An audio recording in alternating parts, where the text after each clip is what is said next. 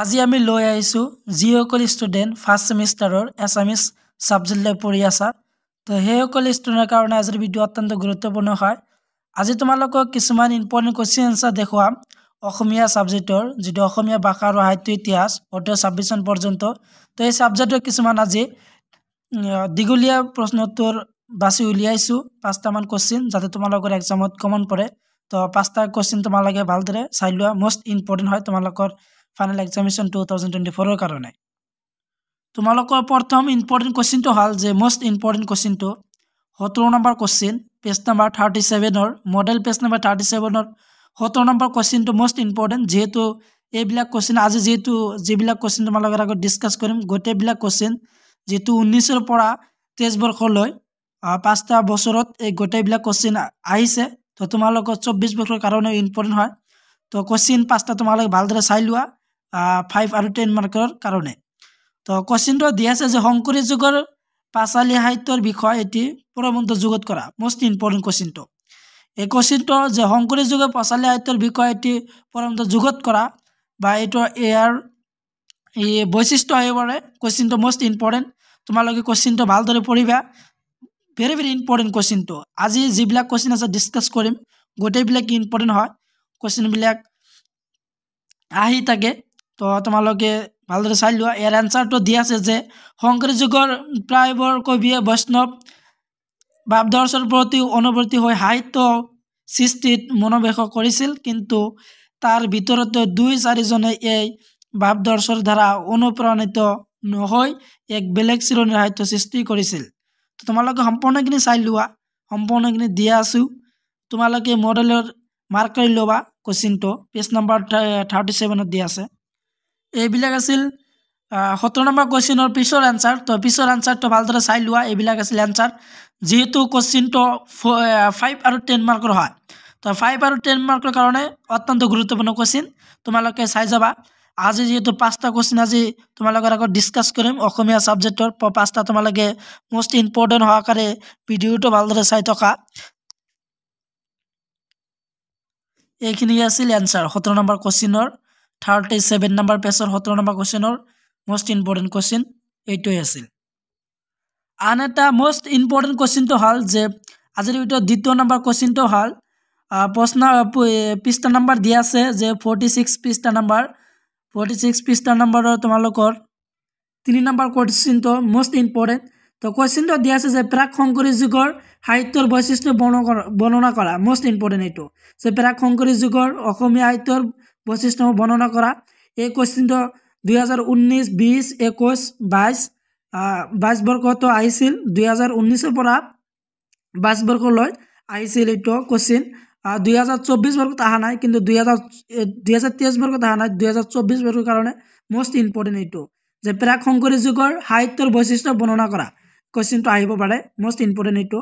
যে ইয়াৰ এনচাৰটো দিয়া আছে যে উত্তৰ যে প্ৰাক শংকৰী যুগৰ অসমীয়া সাহিত্যৰ বৈশিষ্ট্যসমূহৰ তলত বৰ্ণনা কৰা হ'ল। প্ৰথমতে আছে প্ৰাক শংকৰী যুগৰ সমগ্ৰ সাহিত্যৰাজি কাব্যৰূপত ৰচিত, ইয়াৰ গদ্য ৰূপ ব্যৱহাৰ নাই। 6 নম্বৰতে আছে যে প্ৰাক শংকৰী যুগৰ সাহিত্যৰাজি ঘাইকৈ অনুবাদমূলক, মহাকাব্য পুৰাণ আদি সংস্কৃত গ্ৰন্থৰ কাহিনীৰ অৱলম্বনত ৰচিত। অৱশ্যে সেই যুগৰ কবিসকলে দেশ আৰু পাত্ৰৰ উপযোগী হোৱাকৈ ঠায়ে ঠায়ে নিজা ৰচন নিদিয়াকৈ থকা নাই। তো 9 নম্বৰত আছে প্ৰাক শংকৰী যুগৰ কবিসকলৰ হাততেই অসমীয়া ভাষাৰ সাহিত্য ৰূপ এটাই নিৰ্দিষ্ট গঢ় লয়। 5 নম্বৰ ফৰত দিয়া আছে যে এই যুগৰ সাহিত্যৰাজি আৰ্যভিন্ন গোষ্ঠীৰ ৰজাসকলৰ পৃষ্ঠপোষকতাৰ সৃষ্টি। 9 নম্বৰত আছে প্ৰাক শংকৰী যুগৰ সাহিত্যৰাজিয়ে পৰৱৰ্তী সময়ৰ সাহিত্যিকসকলক বিশেষভাৱে প্ৰভাৱ বিস্তাৰ কৰি গৈছে। 6 নম্বৰত আছে যে এই যুগৰ কাব্যৰাজি প্ৰধানত কাহিনী প্ৰধান। 6 নম্বৰত আছে এই যুগৰ সাহিত্যৰাজি পদ, দুলৰি, ছবি আদি ছন্দৰ ব্যৱহাৰৰ উপৰি ভিন্ন ভিন্ন অলংকাৰত সুপ্ৰয়োগ ঘটা দেখা যায়। তো এই আছিল এনচাৰ প্ৰাক শংকৰী যুগৰ সাহিত্যৰ বৈশিষ্ট্যৰ। তো এইটো চাই যাবা, পইণ্ট হিচাপে তোমালোকে লিখিবা, মষ্ট ইম্পৰ্টেণ্ট এইটো। ইয়াৰ পিছত আন এটা important question number 3 page number 48 পেজৰ 3 নম্বৰ কুৱেশ্যনটো ইম্পৰ্টেণ্ট, যে লোকগীতৰ বৈশিষ্ট্যসমূহক আলোচনা কৰা। তো লোকগীতৰ বৈশিষ্ট্যটো মষ্ট ইম্পৰ্টেণ্ট হয়, তো লোকগীতৰ বৈশিষ্ট্যৰ এনসাৰটো তোমালোকে চাই লোৱা যে লোকগীতৰ বৈশিষ্ট্যৰ তলত উল্লেখ কৰা হ'ল। তো ক নম্বৰ যে লোকগীত সৰ্বসাধাৰণ সম্পদ লোকমনৰ বিভিন্ন অনুভূতিবোৰক চহা কবিয়ে ছন্দবদ্ধভাৱে বা সুকীয়াকৈ ৰচনা কৰি আহিছে। তোমালোকে সম্পূৰ্ণখিনি চাই লোৱা, সম্পূৰ্ণখিনি দি আছোঁ। মোষ্ট ইম্পৰ্টেণ্ট কুৱেশ্যন এইটোও তোমালোকৰ 24 বৰ্গৰ কাৰণে 2024 বৰ্গ ফাইনেল এক্সামিনেশ্যনৰ কাৰণে মোষ্ট ইম্পৰ্টেণ্ট কুৱেশ্যন যে লোকগীতৰ বৈশিষ্ট্য।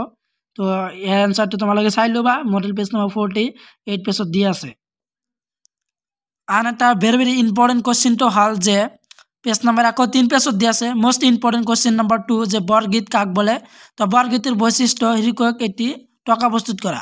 তো বৰগীত কাক বলে, বৰগীতৰ বৈশিষ্ট্য মোষ্ট ইম্পৰ্টেণ্ট কুৱেশ্যনটো যে বৰগীত কাক বলে, বৰগীতৰ বৈশিষ্ট্যসমূহ টকা প্ৰস্তুত কৰা বা বৰগীতৰ বৈশিষ্ট্য লিখা কুৱেশ্যনটো আহিব পাৰে। তো এই এনসাৰটো দিয়া আছে যে বৰগীত কাক বলে মহাপুৰুষ শংকৰদেৱ আৰু মাধৱদেৱৰ ভক্তি ধৰ্ম প্ৰচাৰৰ উদ্দেশ্য সম্পূৰ্ণকৈ চাই ল'বা তোমালোকে। তাৰপিছত দিয়া আছে বৰগীতৰ বৈশিষ্ট্য। বৰগীতৰ বৈশিষ্ট্য কোনকেইটা আছে যে বৰগীতৰ ভাষা, বিষয়বস্তু সংৰক্ষণশীলতা, বৰগীতৰ সুৰ, চৈধ্য প্ৰসংগৰ পৰিক্ৰমাত বৰগীতৰ স্থান, বৰগীতৰ সীমাবদ্ধ পবিত্ৰতা আৰু ভক্তিৰ ঘৰতা। তো এইকেইটা আছিল বৰগীতৰ বৈশিষ্ট্য। এইবিলাক বহলাই আলোচনা কৰি দিয়া আছে। তো এইটো তোমালোকে চাই ল'বা।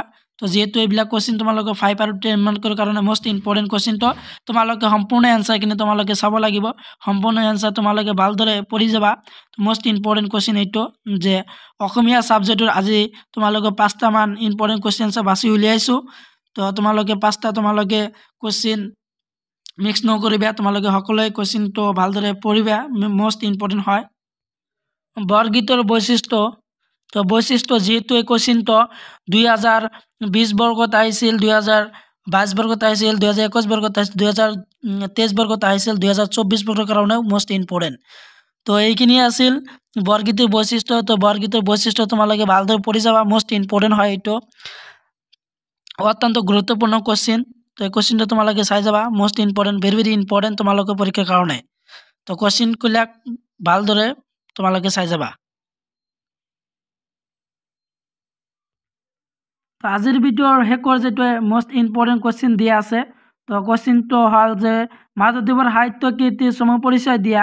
তো এইটো ইম্পৰ্টেণ্ট হয় যে মাধৱদেৱৰ সাহিত্য কীৰ্তিৰ চমু পৰিচয় দিয়া, সাহিত্য কীৰ্তিৰ চমু পৰিচয় মোষ্ট ইম্পৰ্টেণ্ট এইটো যে পেজ নাম্বাৰটো দিয়া আছে 111 পেজতে 111 পেজত দিয়া আছে। তো 111 পেজ নাম্বাৰ 1ৰ কুৱেশ্যনটো ইম্পৰ্টেণ্ট হয়, তোমালোকৰ 5 আৰু 10 মাৰ্কৰ কাৰণে চাই যাবা। তো এই এনসাৰটো চাই লোৱা, এনসাৰত কি দিয়া আছে, এনসাৰ সম্পূৰ্ণ এনসাৰখিনি তোমালোকে চাই যাবা। এইটো আছিল মাধৱদেৱৰ সাহিত্যৰ কীৰ্তিৰ চমু পৰিচয়।